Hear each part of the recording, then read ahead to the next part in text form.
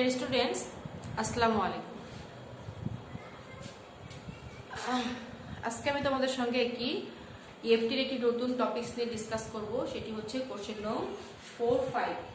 Question নং 4-5 এটি আমাদের আনসিন। দ্যাট মিনস তোমরা জানো যে তোমাদের কোশ্চেন পেপারে দুটো প্যাসেজ থাকে, একটি সিন প্যাসেজ, একটি আনসিন প্যাসেজ। সিন প্যাসেজ কোনটি?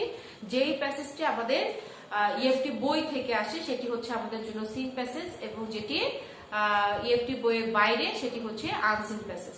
এই আনসিন প্যাসেজ থেকে আমাদের দুটো কোশ্চেন আসে, সেটি হচ্ছে কোশ্চেন নং 4 এন্ড কোশ্চেন নং 5। কোশ্চেন নং 4 এ কি আসে? কোশ্চেন নং 4 এ আসে একটি টেবল, অর্থাৎ যেটিকে আমরা ইনফরমেশন টেবল বলি। সেখানে বিভিন্ন ইনফরমেশন দিয়ে আমাদের টেবিলটি পূরণ করতে হয়, এবং ইনফরমেশনটি আমরা কোথায় পাবো? আমাদের যে প্যাসেজটি দেয়া থাকবে, আনসিন প্যাসেজ দেয়া থাকবে, সেই আনসিন প্যাসেজ থেকে আমরা ইনফরমেশন কালেক্ট করে দেন ওই গ্যাপ ফিলিং গুলো করব। আর কি থাকে? আর থাকে কোশ্চেন নং 5। কোশ্চেন নং 5 এ থাকে হচ্ছে ট্রু ফলস, এবং সেটি আনসার করতে হবে আমাদের কোথা থেকে? আমাদেরকে এই আনসিন প্যাসেজ থেকে। সো স্টুডেন্টস, একটি আমি টেবিল লিখেছি, বোর্ডে একটি টেবিল লিখেছি। এখানে দেখো who, what, event, time, place, creation. এই যে উপরের হেডিংটি খেয়াল করো, এটি একটি প্যাটার্ন, যে কি এখানে হু, হোয়াট, এখানে ইভেন্ট, এখানে প্লেস, টাইম, ক্রিয়েশন একই সঙ্গে দেয়া।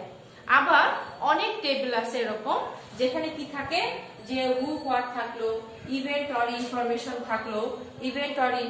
থাকলো, এরপরে চারটা ঘর করা থাকে, অর্থাৎ চারটি কলাম করা থাকে। নেক্সট কলামে কি থাকে? প্লেস অর হোয়ার এরকম থাকে, অর্থাৎ কোথায় ঘটে বা কি ঘটে, এরকম যে হোয়ার আর হোয়াট এরকম থাকে। নেক্সট লাস্টে এসে হোয়েন অর হাউ। এভাবে অনেকগুলো ইনফরমেশন টেবিল দেখবে তোমরা তোমাদের মডেল কোশ্চেন বইতে, অর্থাৎ বিভিন্ন প্যাটার্নে হতে পারে, কিন্তু যেই প্যাটার্নে আসুক আমাদের সলভ করার ওয়ে একটি, সেটি হচ্ছে আমরা প্যাসেজটি খুব ভালোভাবে পড়বো। যখন আমাদের পরীক্ষায় আসবে, যেহেতু আনসিন প্যাসেজ এবং পরীক্ষা দুটো বিষয় আমাদের মাথায় রাখতে হবে। পরীক্ষার জন্য টাইম লিমিটেড, অর্থাৎ নির্দিষ্ট সময়ের মধ্যে আমাদের পরীক্ষা শেষ করতে হবে। দেন আরেকটি বিষয় কি? আমাদেরকে কারেক্টলি আনসার করতে হবে। সেজন্য যখন আমরা পরীক্ষার সময় এই আনসিন প্যাসেজ থেকে কি করব? কোশ্চেন নং 4-5 সলভ করব, তখন আমাদেরকে খুব মনোযোগ সহকারে প্যাসেজটি পড়তে হবে। এবং আমি যেটুকু বলতে পারি যে যখন আমরা প্যাসেজটি পড়ব তখন কি করব? যে ডেট দিয়ে যে লাইনটি আছে, বা তার কোনো ব্যক্তি জীবন নিয়ে যদি হয়, যেমন আমাদের ফেমাস পার্সোনালিটিস কিছু আছেন, তারা যেমন জয়নুল আবেদিন, হুমায়ুন আহমেদ, এই যে এগুলো মোস্টলি কমন যে পিপুল গুলো ফেমাস, রবীন্দ্রনাথ ঠাকুর, কাজী নজরুল ইসলাম, মোর দেন। তাহলে এই যে বিষয়গুলো, এই সমস্ত ব্যক্তিদের জীবনী বা ব্যক্তিদের লাইফ টাইম নিয়ে যে প্যাসেজগুলো থাকে, সেগুলোতে বিশেষ করে আমরা কি করব? যে তিনি যখন প্যাসেজটি পড়ব তখন তিনি তার ডেট অফ বার্থ, বা তিনি কোথায় জন্মগ্রহণ করেছেন, এবং কি তিনি কত সালে গ্রাজুয়েটেড করেছেন, কোথায় তিনি শিক্ষা গ্রহণ করেছেন, তার শিক্ষা জীবন কেমন ছিল, এই বিষয়, সার্বিক বিষয় সম্পর্কে প্যাসেজে থাকে। তখন আমরা যখন প্যাসেজটি পড়ব, প্যাসেজটি পড়ার সময় সেটি আমরা আন্ডারলাইন করে নিব, যেন কি হয়? আমরা যখন গ্যাপ ফিলিংটি করব তখন আমরা খুব সহজেই ওই আন্ডারলাইন ওয়ার্ডগুলো থেকে বা সেন্টেন্সগুলো থেকে আমরা আমাদের কাঙ্ক্ষিত আনসার আমরা বের করে নিতে পারি। সো স্টুডেন্টস, আজকে আমি যেই টেবিলটি লিখেছি সেটিও একজন ফেমাস পার্সোনালিটিস এর জীবনী সম্পর্কে। তার নাম হচ্ছে হুমায়ুন আহমেদ। হুমায়ুন আহমেদের নাম আমরা কম বেশি সবাই শুনেছি, তাকে আমরা সবাই জানি বা চিনি, কেউ একটু কম চিনি, কেউ একটু বেশি চিনি। তার চেনার কোনো লেখক বা কোনো সায়েন্টিস্ট বা কোনো বিশেষ ব্যক্তিবর্গের লেখা, মানে চেনার ওয়েটা কি? চেনার ওয়েটা হচ্ছে তার লেখনী বা তার কর্মকাণ্ড বা তিনি যা সৃষ্টি করেছেন সেগুলো সম্পর্কে জানলে তাকে জানা হয়, তাকে চেনা হয়। তো হুমায়ুন আহমেদ একই সাথে তিনি একজন বিখ্যাত ব্যক্তিত্ব। কিভাবে বিখ্যাত ব্যক্তিত্ব? কারণ তিনি একই সাথে একজন গল্পকার, নাট্যকার, তিনি একই সাথে একজন উপন্যাসিক, এবং তিনি কি ছিলেন? তিনি ছিলেন একজন অধ্যাপক। কোথাকার অধ্যাপক? ঢাকা ইউনিভার্সিটির একজন অধ্যাপক। তাহলে এই ব্যক্তির জীবনী সম্পর্কে বা এই ব্যক্তির ক্রিয়েশন সৃষ্টি সম্পর্কে তিনি অনেক অনেক উপন্যাস লিখেছেন, ছোট গল্প লিখেছেন, তার অনেক নাটক আমাদের খুবই ভালো লাগে। তো এইগুলো সম্পর্কে আমরা যদি জানি বা এগুলো যদি বুঝি তাহলে তার ক্রিয়েশন অর্থাৎ তার সৃষ্টিকে মানে বোঝার মাধ্যমে আমরা তাকে চিনতে পারবো বা তার সম্পর্কে জানতে পারবো। তো তারপরেও এত ডেসক্রিপশনে না গিয়ে আমাদের যে প্যাসেজটি আছে সেই প্যাসেজটি আমি একটু রিড করব। অর্থাৎ প্যাসেজটি যখন আমি পড়বো তখন তোমরা তোমাদের সামনে যে বইটি থাকবে বা তোমাদের কাছে যে বইটি থাকবে সেই বইটিতেও তোমরা এই ধরনের প্যাসেজ পাবে। তোমরা আমার ভিডিওটি দেখার সঙ্গে সঙ্গে নিজেদের বইয়ের যে প্যাসেজ আছে সেটি পড়ে দেন তোমরা এই কোশ্চেন নং 4 এবং 5 আনসার করার চেষ্টা করবে। আমি জাস্ট আজকে একটি নমুনা তোমাদেরকে দেখাচ্ছি বা একটি প্যাটার্ন দেখাচ্ছি যে কিভাবে তোমাদেরকে এই কোশ্চেন নং 4 এবং 5 সলভ করতে হবে। এটি যে পরীক্ষায় থাকবে বা এটি যে একটি এমন কোনো বিষয় নেই, কারণ এটি আনসিন। যে কোনো জায়গা থেকে যে কোনো টপিকসের উপরে তোমাদের এই কোশ্চেনটি সেট হতে পারে। তোমাদেরকে প্রিপেয়ার থাকতে হবে। কিভাবে প্রিপেয়ার থাকতে হবে? এভাবে তোমাদের সিলেক্টেড মডেল কোশ্চেন বইতে অনেক more than hundreds unseen passage আছে, সেখান থেকে তোমরা কি করবে প্যাসেজগুলো পড়বে এবং এগুলো সলভ করবে। যখন বেশি প্র্যাকটিস করবে, প্র্যাকটিস করার মাধ্যমে দেখবে যে এক সময় এটি নিয়ে তোমার আর কোনো প্রবলেম নেই। তাহলে স্টুডেন্টস এই কোশ্চেনটি আমি পড়ছি এবং পড়ার সঙ্গে সঙ্গে আমি এই কোশ্চেন যেটি আমি টেবিলে লিখেছি এটিও আমি সলভ করে দেব আজকে। সো দেখো, হুমায়ুন আহমেদ ওয়াজ born on 13 November 1948.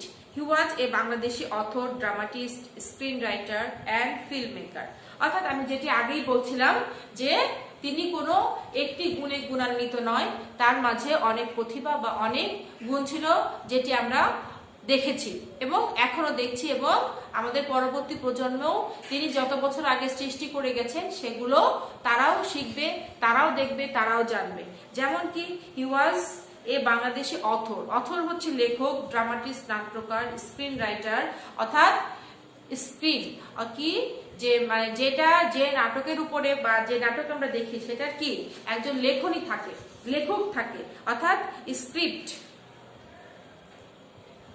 যেটাকে আমরা স্ক্রিপ্ট বলি, অ্যান্ড ফিল্ম মেকার এবং একজন কি এবং একজন ছবি নির্মাতা। ফিল্ম মেকার হচ্ছে ছবি নির্মাতা। Humayun reached the peak of his fame with the publication of his novel নন্দিত নরকে। নন্দিত নরকে তার উল্লেখযোগ্য একটি উপন্যাস নন্দিত নরকে, অর্থাৎ তিনি তার আগে এই নন্দিত নরকে পাবলিশ হওয়ার আগে তিনি যত নাটক লিখেছেন বা যত উপন্যাস লিখেছেন তার মাঝ থেকে তিনি এই নন্দিত নরকের পাবলিশ হওয়ার পরে তিনি বেশি ফেমাস হন অর্থাৎ বিখ্যাত হন। আমরা এই লাইনগুলো নোট করে রাখবো অর্থাৎ আন্ডারলাইন করে রাখবো। নন্দিত নরকে ইন ব্লিসফুল হেল। আচ্ছা, তাহলে দেখো যে নন্দিত নরকে প্রকাশ পাওয়ার পর পাবলিকেশন মানে হচ্ছে প্রকাশ। বই যখন কি হয়, বই একজন লেখক লিখেন, তারপরে সেটি ছাপানো হয়, তারপরে কোনো পাবলিকেশনের আন্ডারে সেটা পাবলিশড করা হয় মানে প্রকাশ করা হয়, প্রকাশনী যেটাকে বলা হয়। তাহলে এই নন্দিত নরকে প্রকাশ হওয়ার পর থেকে তিনি কি হন, তিনি বিখ্যাত হতে শুরু করেন। তার আগেও তিনি অনেক লিখেছেন কিন্তু এটি তার মানে প্রকাশিত প্রথম মানে কি বলা যায় এটাকে, তার প্রকাশিত প্রথম ফেমাস নোভেল। আচ্ছা, এটি কত সালে? এটি 1972, which remain one of his famous work, winning admiration from most literary critics including Dr. Ahmed Sharif. He was over 200 fiction and non-fiction books, all of which were bestsellers in Bangladesh. তিনি 200-র উপরে fiction আর non fiction ছোট গল্প, fiction হচ্ছে ছোট গল্প, তাহলে কি করেছেন তিনি তার অর্থাৎ 200-টির অধিক ফিকশন নন ফিকশন লিখেছেন এবং কি করেছেন all of which were best sellers in Bangladesh, এবং যেগুলো একাধারে কি হয়েছে বেস্ট সেলার্স হয়েছে। সেলার্স অর্থাৎ যে বইগুলো সব থেকে বেশি সেল হয় সেটি কি হয় বেস্ট সেলার্সের পদক পায়, অর্থাৎ সেটি তখন বেস্ট সেলার্স হিসেবে ভূষিত হয় বা আখ্যায়িত হয়। তাহলে তার প্রকাশিত বইগুলো যে ফিকশন নন ফিকশন তিনি লিখেছেন সেগুলো কি হয়েছে, বেস্ট সেলার্স হয়েছে। কোথায়? বাংলাদেশে। In recognition to the works of Ahmed, Times of India wrote he was a custodian of Bangladeshi literary culture whose contribution single-handedly shifted the capital of Bangla literature from Kolkata to Dhaka without any war or revolution. অর্থাৎ তার লেখা নিয়ে তার লেখনির যে মাত্রা ছিল বা তার লেখনির যে ধরন ছিল, যার কারণে অধিকাংশ লোক তার লেখার প্রতি আকৃষ্ট, সে কারণেই টাইমস অফ ইন্ডিয়া তাকে নিয়ে একটি রিপোর্ট করেছিল।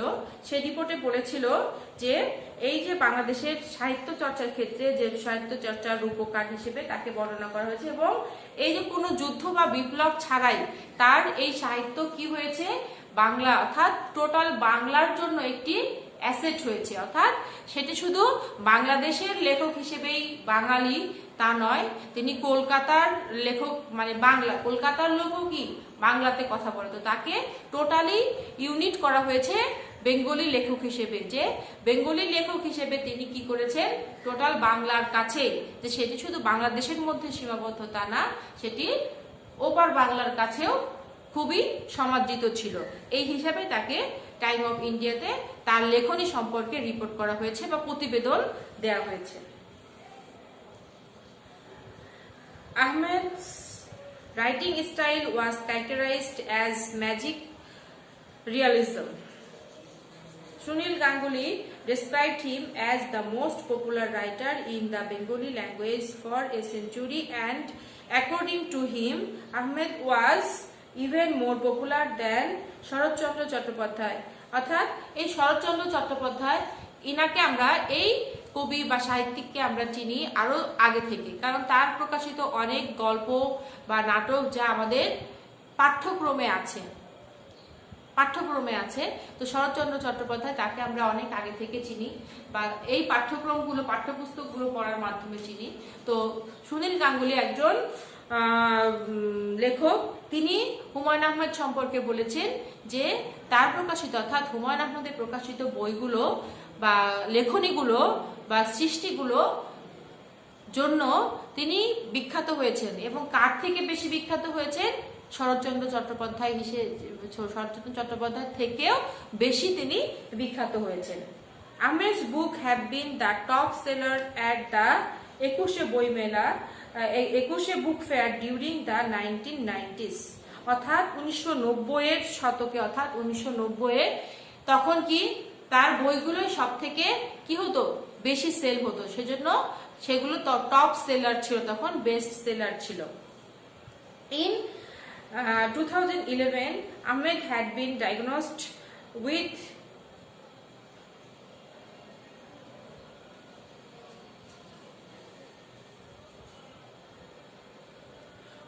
colorectal cancer. He died on 19 July 2012 at 11:20 p.m. BST at Bellevue Hospital in New York City. He was buried in Nuhash Palli. অর্থাৎ নুহাশপল্লীতে তিনি কোথায় মারা গিয়েছেন সেটি দেয়া আছে, টাইমটি দেয়া আছে, কয়টার সময় মারা গিয়েছেন সেই টাইমটিও দেয়া আছে, এবং তিনি কত সালে মারা গিয়েছেন সেই সালটিও দেওয়া আছে। তাকে সমাহিত করা হয়েছে, বাড়ির মানে হচ্ছে সমাহিত করা, তাকে সমাহিত করা হয়েছে নুহাশপল্লীতে। আচ্ছা, দেখো এখানে ছোট্ট একটি বায়োগ্রাফি হুমায়ুন আহমেদ সম্পর্কে দেয়া আছে। হুমায়ুন আহমেদ সম্পর্কে এত ছোট বায়োগ্রাফিতে কিছুই ডেসক্রাইব করা সম্ভব নয়, তারপরেও এটি আমাদের পরীক্ষা, আমাদের শর্ট প্যাসেজ, সেখান থেকে আমরা যতটুকু তথ্য পেয়েছি সেই তথ্যের আলোকে আমরা কি করব, আমাদের এই যে টেবিলটি আমি বোর্ডে লিখেছি এই টেবিলটি ফিল আপ করব। So students,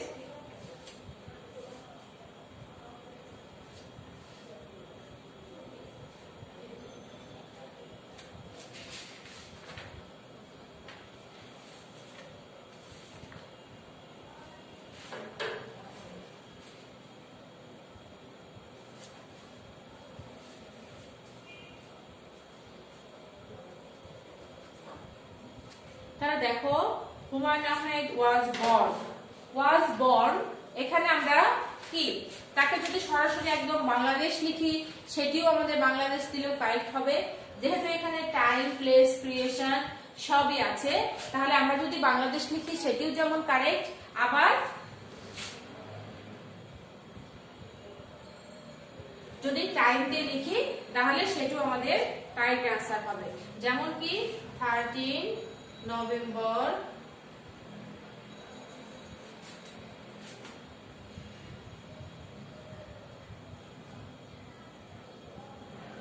1948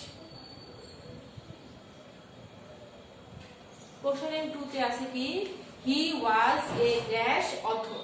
he was a dash author, তিনি কি ধরনের অথর ছিলেন? বাংলাদেশী।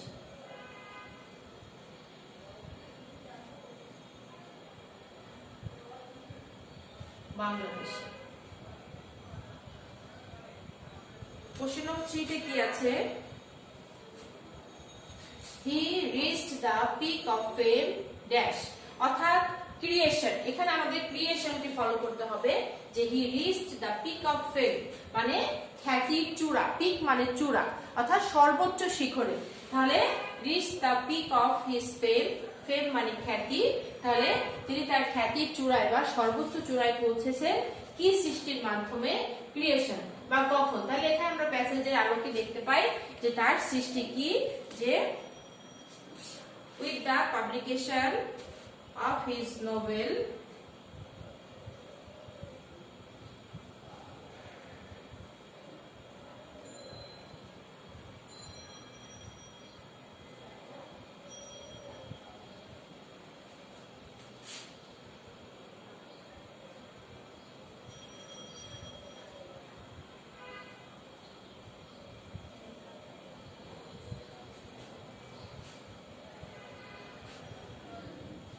নন্দিত নরকে।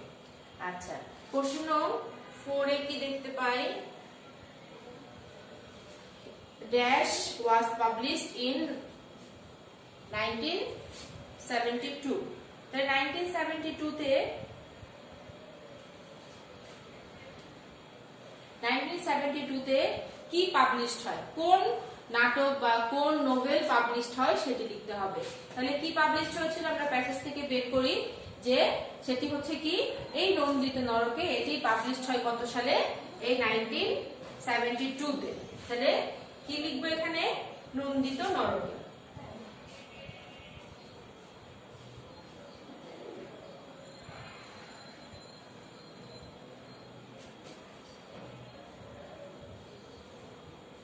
কোশ্চেন নম্বর 5 কি আছে? He died on dash. তাহলে তার মৃত্যুর যে সালটি সেটি লিখতে হবে বা মৃত্যুর যে টাইম বা প্লেস। দেখো যেহেতু আমাদের এখানে অনেকগুলো ঘর আছে আমরা অনেকগুলোই কিন্তু লিখতে পারি, প্লেসটাও লিখতে পারি, টাইমটাও লিখতে পারি। অর্থাৎ টাইম প্লেস লিখতে গেলে আমরা কি লিখবো? 19 জুলাই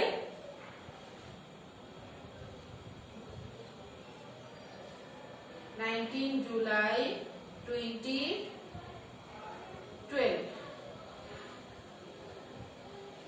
at 11:20 PM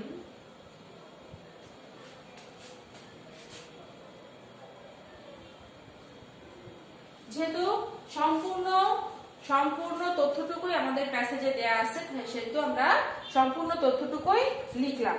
আচ্ছা, তাহলে দেখো এখানে আমি যে আনসারগুলো করেছি তার সঙ্গে আমাদের আরেকটু বিষয় খেয়াল রাখতে হবে যে যখন তোমরা এই গ্যাপ ফিলিং গুলো করবে, গ্যাপ ফিলিং আনসার করার সময় তোমরা খেয়াল রাখবে যে গ্যাপে যে ওয়ার্ডটি বসছে সেটি কি লাস্ট ওয়ার্ড কিনা, সেন্টেন্সের লাস্ট ওয়ার্ড কিনা। যদি সেন্টেন্সের লাস্ট ওয়ার্ড হয় সেক্ষেত্রে আমরা কি করব? পার্টিকুলার ওই গ্যাপের পেছনে কি দিব? শেষে ফুল স্টপ দিব। এটি খেয়াল রাখতে হবে। তাহলে দেখো আমাদের কোশ্চেন নম্বর 1 এর যে গ্যাপটি এটি লাস্ট ওয়ার্ড, এখানে আমি ফুল স্টপ ইউজ করেছি। লাস্টে 3 তে এখানে আমাকে ফুল স্টপ ইউজ করতে হবে এবং কোশ্চেন নম্বর 5 এ যেটি এখানেও আমাকে ফুল স্টপ ইউজ করতে হবে। আমি কিন্তু আর কোথাও ফুল স্টপ দিতে পারবো না, কারণ সেন্টেন্সের মাঝে কখনো ফুল স্টপ বসে না, সেন্টেন্সের শুরু বা মাঝে ফুল স্টপ বসে না। এবং আরেকটি বিষয় যে গ্যাপের যে ওয়ার্ডটি বসছে সেটা যদি প্রপার নাউন হয়, সেটি সেন্টেন্সের শুরুতে হোক, মাঝে হোক, শেষে হোক, আমরা জানি প্রপার নাউন কি করতে হবে, ক্যাপিটাল লেটারে লিখতে হবে। এই বিষয়গুলো তোমাদের মাথায় রাখতে হবে আনসার করার সময়। আরেকটি বিষয়, যদি আমরা কোনো ডেট, মান্থ, ইয়ার অর্থাৎ তারিখ বা মাসের নাম লিখি বা দিনের নাম লিখি, তাহলে সেক্ষেত্রে তার আগে কোন প্রিপোজিশন বসে সেই প্রিপোজিশন গুলো খেয়াল করে তোমাদের ইউজ করতে হবে। সো স্টুডেন্টস, এটি খুব সিম্পল একটি বিষয়, এটির মধ্যে কোনো কঠিন বা কোনো গ্রামাটিক্যাল ইউজ আছে সেটা খুবই কম, কিন্তু তোমরা যদি একবার এটি প্র্যাকটিস করো বা বুঝে যাও তাহলে এটি কিন্তু সবথেকে ইজি একটি ওয়ে এবং ইজি একটি কোশ্চেন যেখান থেকে তোমরা একদম ফুল মার্কস গ্যাদার করতে পারো। যে তোমার প্যাসেজ দেয়া থাকছে সেই প্যাসেজ থেকে তোমাদের কি করতে হবে, আনসার করতে হবে এবং তথ্য টেবিলটি অর্থাৎ ইনফরমেশন টেবিলের যে তথ্য নিতে হবে সেটিও প্যাসেজ থেকে নিতে হবে। সো স্টুডেন্টস, এভাবে তোমরা কি করবে, বাসায় তোমাদের যেই মডেল কোশ্চেন বই দেওয়া হয়েছে, তোমাদের কাছে বইটি তোমাদের আছে, সেই বই থেকে তোমরা এই ধরনের আরো প্যাসেজ তোমরা প্র্যাকটিস করবে, তাহলে তোমাদের কাছে টপিকসটি ভালো লাগবে এবং শিখে যাবে। তখন খুব মজার টপিকস হবে। এখান থেকে 5 on 5 অর্থাৎ 5-এ 5 পাওয়া খুবই সহজ। এই টপিকসের উপরে আমাদের মার্কস হচ্ছে 5। 5টা গ্যাপ থাকবে, 5টা গ্যাপের জন্য 5 মার্কস থাকবে। See you in next video or next class. Assalamu alaikum.